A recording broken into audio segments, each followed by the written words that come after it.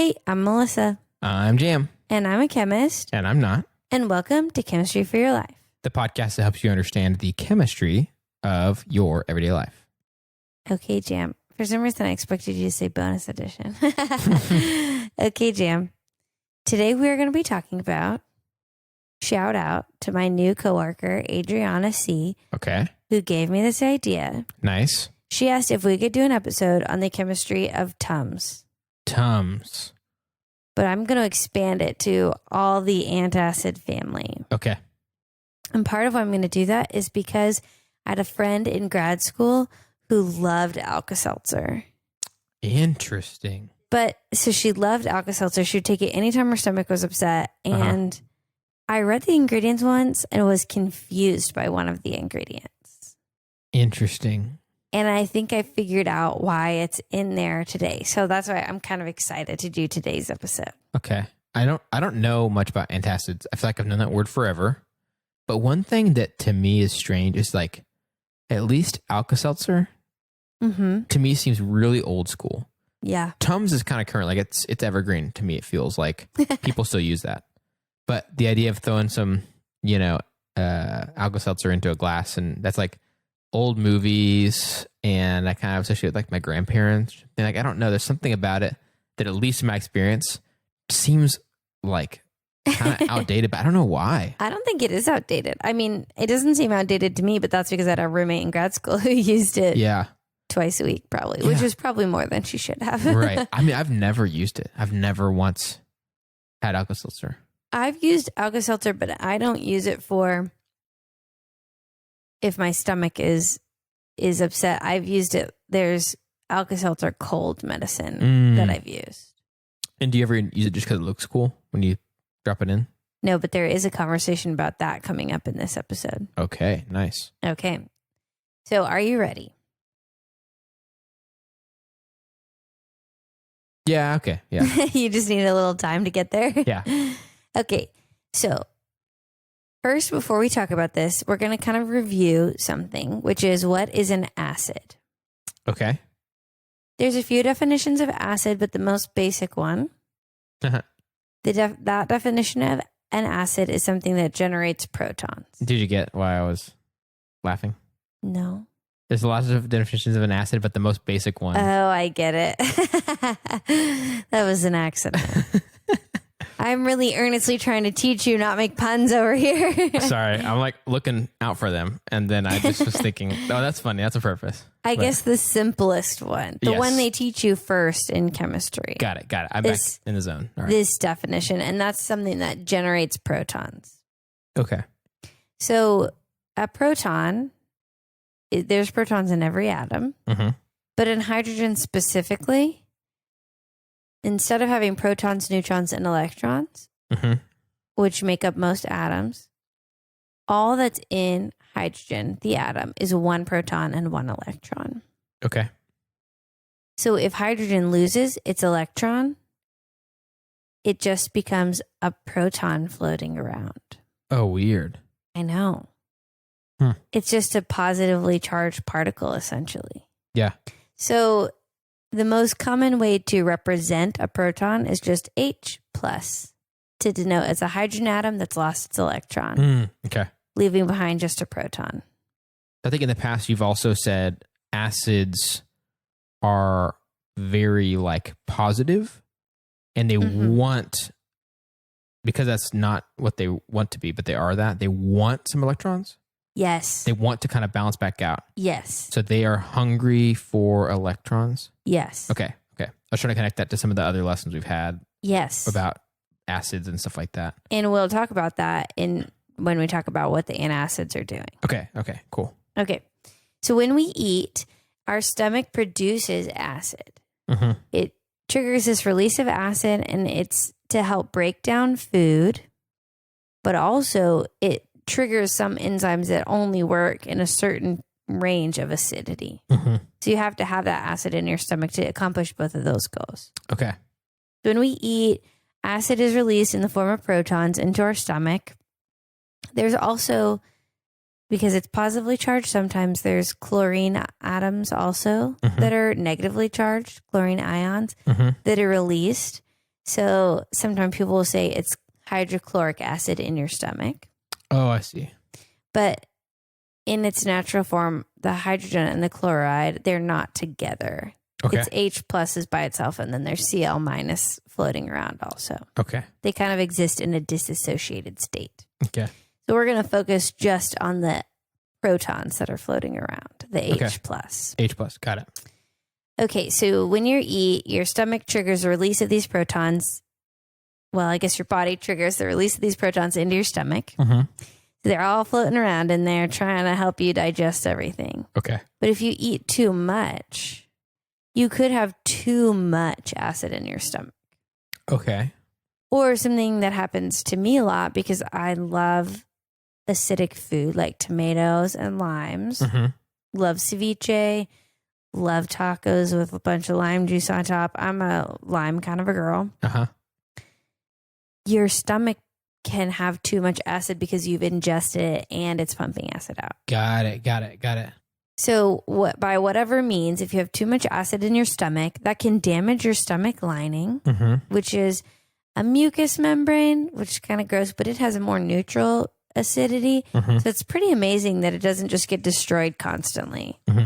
Reading I think it's my biochemistry textbook to prepare for this episode, I read that your stomach lining is fully renewed every few days. Oh, wow. That's how quickly those cells turn over to keep going. I mean, they're in contact with hydrochloric acid, basically, which is intense. You would not touch that with your finger. Right. It would burn you. It would hurt really bad.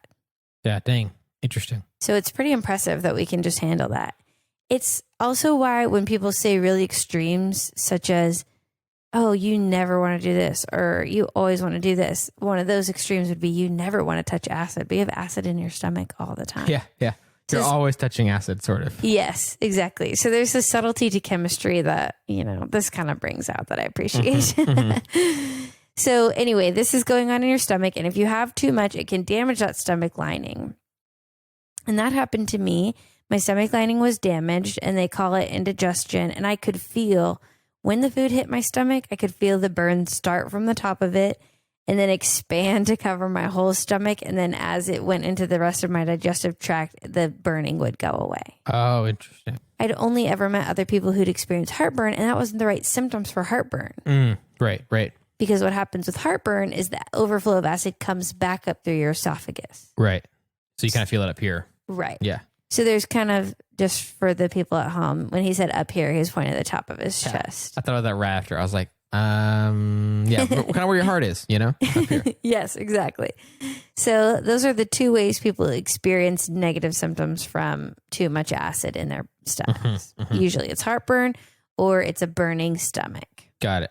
So if I've never experienced either of those, am I superhuman in some way? You probably just have a good digestive system. Nice. I'll take it. Bad digestive systems run in my family, so it's kind of is like a superpower to have. Or maybe the rest of us are just subhuman power. Okay. And you're just highly functioning at the way you should be power. Yeah. I'll take it. If I had to choose some superpowers, I would pick this one. If I had to if picking something else meant that I didn't have a good digestive system, I think I'd pick it. Yeah, if I could pick a superpower, it would be to eat as a hobby instead of eating to survive. But I have wondered if that would take away some of the joy when you're really hungry. Yeah. Because if you were eating as a hobby, you never would get really hungry. Yeah. But it'd be so convenient. I wouldn't have to pack lunch. I wouldn't have to meal prep. I could only eat when I felt like it. So, Yeah. 100%. Okay, it doesn't really sound like a power, but yeah, I get it. We're well off topic. But so to come back, when you have those negative symptoms from too much acid in your stomach, acid coming back up your esophagus, then you take an antacid. Okay, right. Which is supposed to counteract the effects of an acid. What you're taking is just a base. Okay.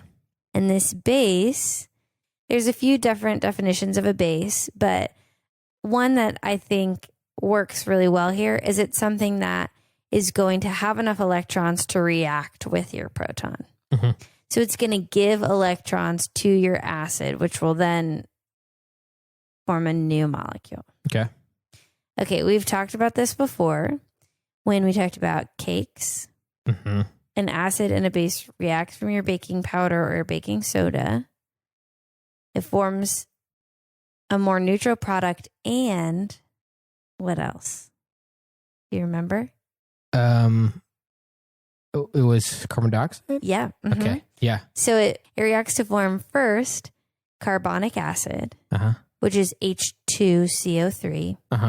And that will further break down to H2O and CO2. Right. I remembered the H2O part also somehow. Maybe that's because it was one of our earlier episodes, so I didn't have quite as much chemistry knowledge knocking around in there. And I rearranged it for you. I drew out the hydrogen and carbon and oxygen and showed you how it moves around to get it. Yeah. Yep. So that could be part of it too. So the same thing essentially happens when you take an antacid. You're doing baking soda, baking powder reaction or the volcano and baking soda reaction. You're doing that in your stomach. So if you chew a Tums, the main ingredient in Tums is calcium carbonate. The carbonate is CO3. It can bond with 2 protons. Okay. Meaning it makes H2CO3. Okay. It's negatively charged before it finds the protons. Once it finds the protons, those negative charges are neutralized. Okay. The H2CO3 breaks down into H2O and CO2. Okay. Which means it's taken these positive charges, the acid in your stomach that's making things feel really bad, and it's just turned it into some salt. We didn't talk about that. There's some salt byproducts in there, some water, and some gas. Okay. And that's it. Huh. Interesting. It is interesting. Now, you haven't taken one, but for people who have taken these, they'll know that one of the way that your pain seems to be relieved is also you start to belch. You can burp up gas. So part of that is you may have already had some gas from the food breaking down in there, but when your reaction happens between the acid and the base, which is a very quick reaction, it happens as soon as that base hits your stomach, the carbon dioxide is formed, and then that triggers you to belch. So it will relieve some of the other gas as well. Got it. Okay, so the acid and the base combine essentially to make neutral byproducts. It's taking the very acidic thing in your stomach and the basic thing that you swallowed and turning them into neutral and relieving your pain. Okay. Does that make sense? Yes, it does. Okay. Do you want to take a stab at telling that back to me, and then we can talk about the magic of alka seltzer? Yes, I love to. So, in our stomachs, when we are experiencing the symptoms of stomach ache or heartburn, something like that, would fall in the category of too much acid in our stomach. In order to balance that out, we need to introduce a base. The acid in our stomach is this positively charged, like this H plus. Does not have an electron. It's just this H plus floating around. No electrons. It's sad. And then also is the chlorine positively charged also, or just the hydrogen? Chlorine is negatively charged. So it exists as the hydrogen has sort of given up. You can think of it as given up its electrons to the chlorine. So the chlorine has stole them. Got it. And is hanging out in there. So we take a Tums or whatever it is. It's a base. An antacid is a base. Which, as we ingest it, introduces electrons that can be given to these electronless hydrogen molecules, atoms. And then that reaction, one, gives electrons to them, which they want, and also creates these neutral, I guess, results or byproducts at the same time. Yes. One of them being H2O or water, and the other one being CO2, carbon dioxide. Yes. Which is a gas, and we start to kind of burp it up as that reaction is happening.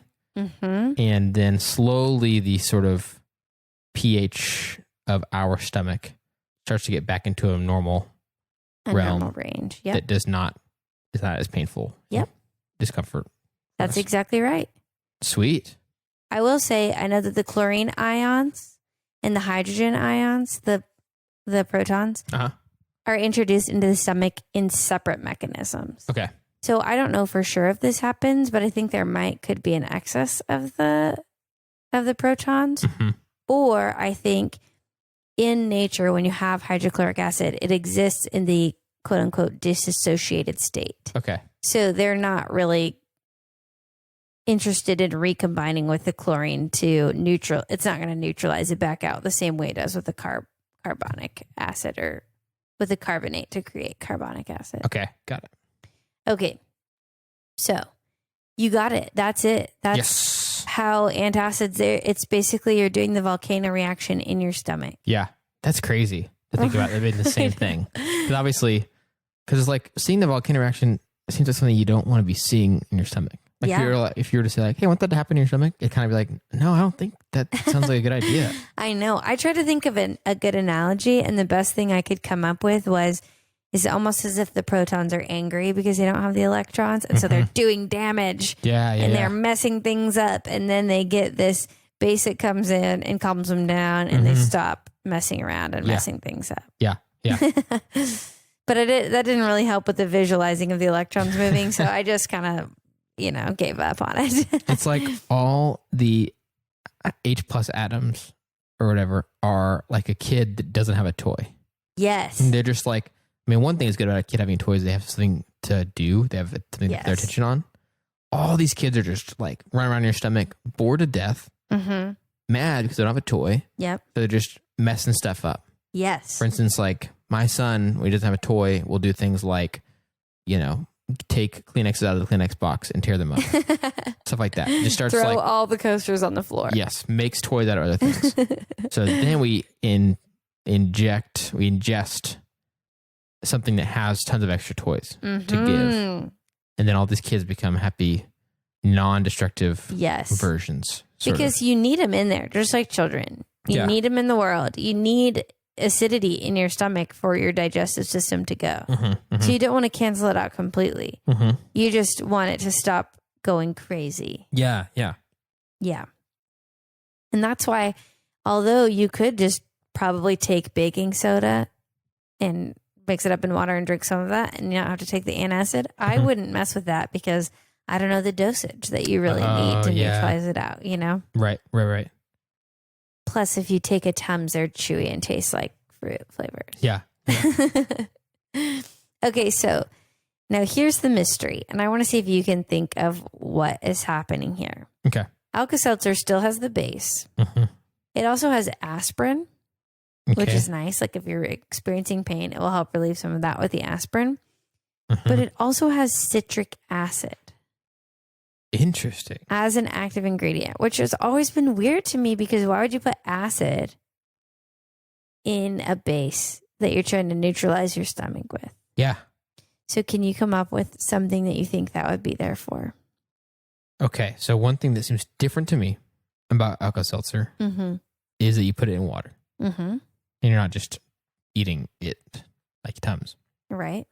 So it seems like maybe that might be why you'd want the other ingredient, but I'm trying to think of why you're putting it into something somewhat neutral, but it does start to react. It does start to react. You start to see the bubbles happening. So clearly a reaction starts before you've even ingested any of it. Yes. Is that somewhere in there? That's it. Okay. So they put the acid in with the base to make the carbon dioxide, the same thing that's happening in your stomach, is happening in front of your eyeballs before you even drink it.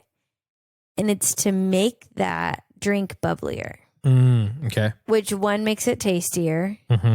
Citric acid also is that something that makes lemons and lime sour, so it can give it a little bit of a lemony taste, I think, or at least a soury taste.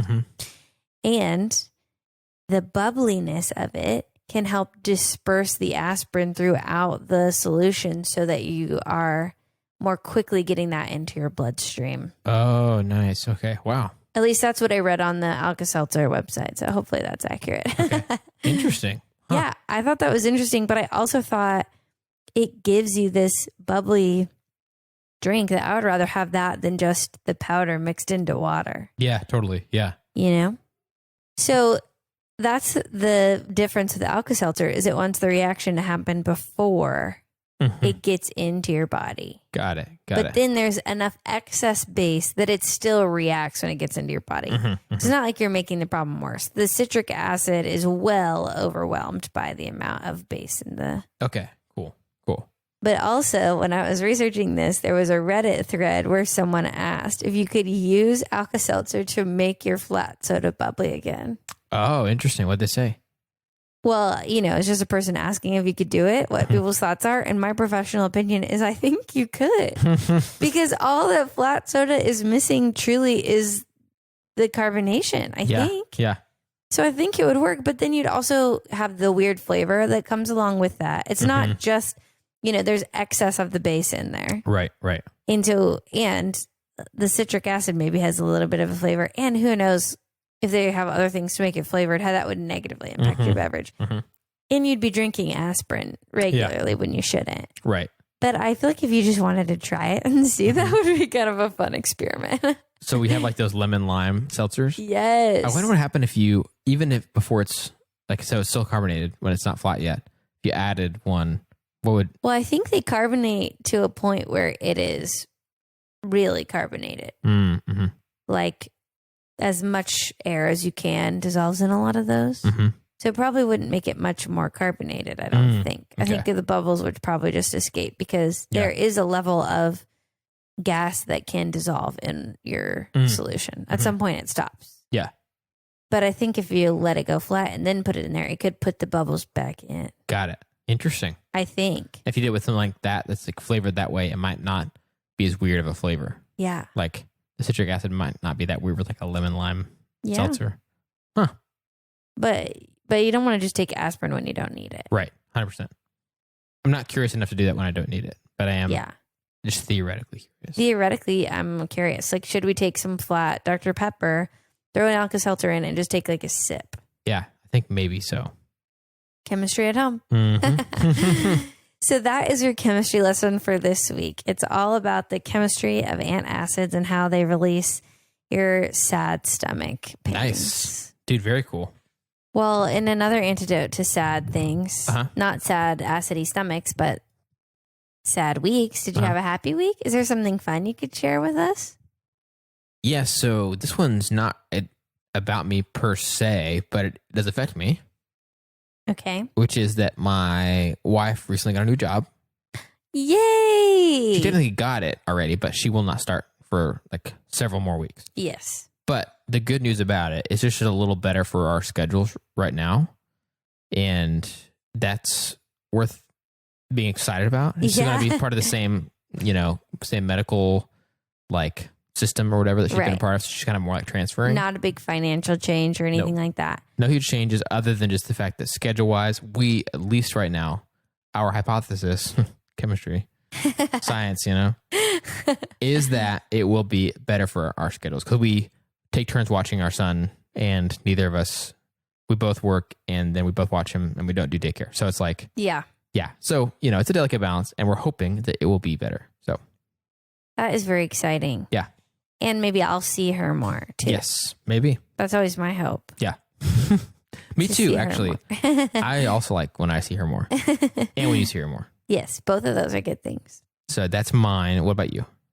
Well, mine's also about a new thing. Nice. But it's not about a new job. Okay, cool. I inherited hand-me-down shelves from a friend. She was moving out and we were moving in. We've had these shelves. We haven't done anything with them. And we finally hung them up in our living room. Nice. I also figured out a shelf solution for a different area of our home. It's not really closet, but it's a weird inlet between a bathroom and a bedroom. I don't know. It just is a weird space. And we're going to be able to make our own shelves and put them up there. Nice. Because my husband's really good at woodworking. And we'll be able to display all of our beloved books there. Nice. Very cool. I'll have an opportunity to declutter. So that's always exciting. Nice. Yes, that is always exciting. So mine's all about new shelves.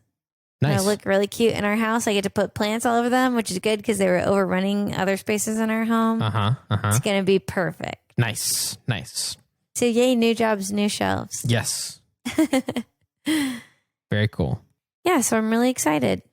I also was very excited to do this episode with you guys today and to finally figure out why there was acid in alka seltzer. So thanks so much for coming and learning, to you, Jim, and to all of our listeners for learning about what antacids do in your stomach.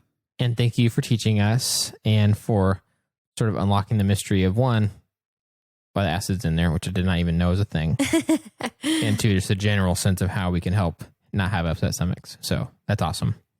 And if you have any ideas or questions or thoughts or whatever of potential chemistry episode ideas, please don't hesitate to reach out to us on Gmail, Twitter, Instagram, or Facebook at Chem for Your Life. That's Chem, FOR, Your Life, to share your thoughts and ideas.